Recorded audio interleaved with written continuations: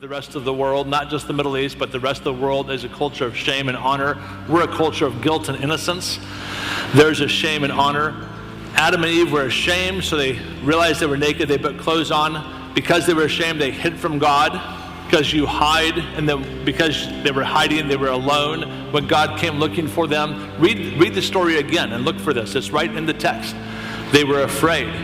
Is it not true that the issues with the human race are shame and aloneness and fear?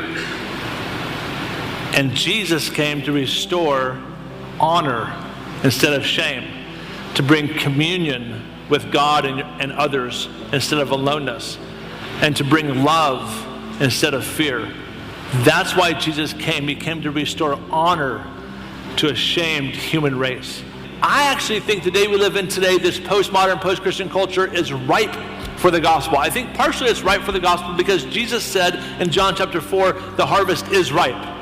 He didn't say the harvest would be ripe somewhere. The harvest is ripe everywhere. In Morocco, the harvest is ripe. In Costa Rica, the harvest is ripe. In India, the harvest is ripe. In Kenya, wherever you are, the harvest is ripe.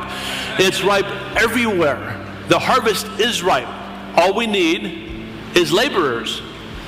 Jesus actually doesn't ever even say to pray for the harvest to be ripe. Isn't that interesting? He never says anywhere to pray for the harvest to be ripe.